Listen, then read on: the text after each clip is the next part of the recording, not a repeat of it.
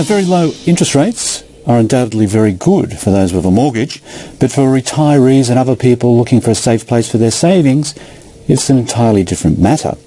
Now, David, for retirees, and we're thinking retirees who are perhaps a bit older, they haven't got that much money left in their savings, they're looking at these rates on TDs, for example.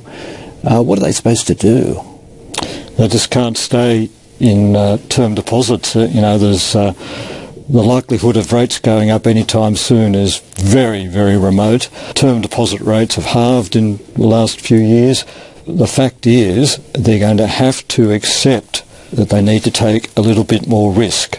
And that sounds like, that sounds like nightmare territory, but the fact is that there is a pension, there is an indexed pension. Guaranteed by the government. Adjusted upwards for inflation. Exactly. For the rest of their life. That's right. So that's your base. That's your base. Yeah. So that is the safety net.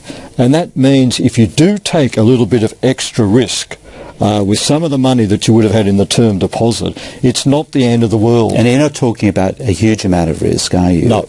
So you're looking at, what, even perhaps 20% or so at risk in terms of, growth type assets like shares and so on, and 80% in cash and fixed interest income-producing assets. Okay. It's called the bucket strategy. That's distinct from the bucket list. Okay. But you have a bucket of virtually cash that's there for for income, and then you have another bucket that's more longer term, maybe 2 or 3 years out, and in that one, that's where you can invest in a managed fund or something like that. Now, by doing it through a managed fund, it's a single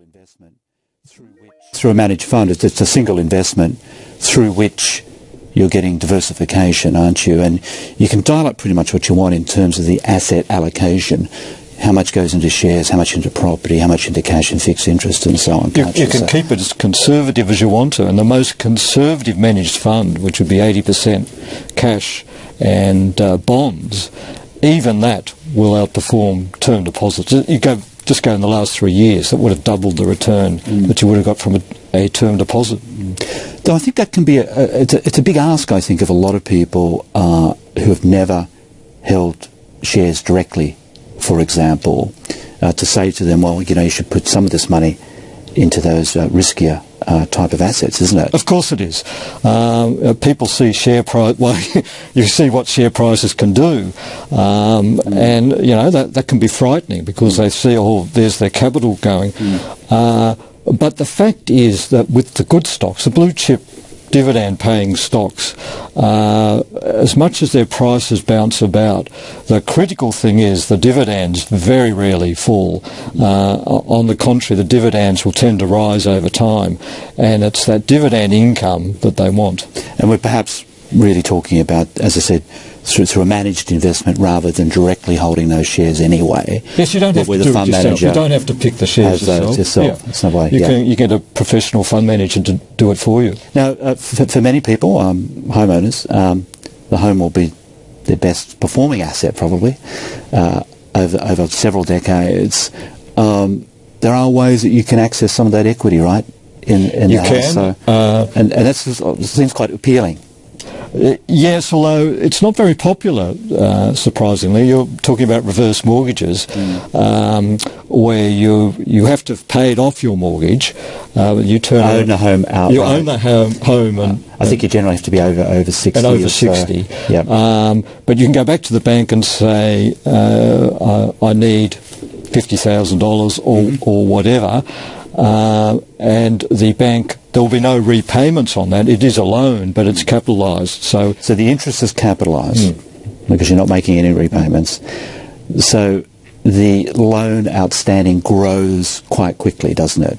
Yes. So you have to be very conservative about the numbers that you're using here, not borrowing too much and so on. And also I think that the interest rate charged on reverse mortgages is higher than on vanilla type mortgages as well. Yeah. And when that's compounding, the effect of that would be quite magnified, I would have thought. That's right.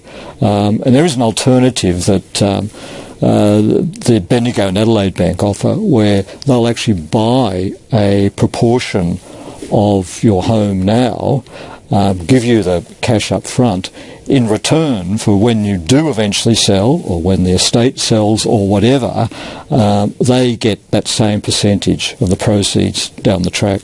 Okay, David. Well, thanks very much for that. There's some ideas there for those retirees looking to eke out a bit more income from their investments and not take any undue risk with their capital.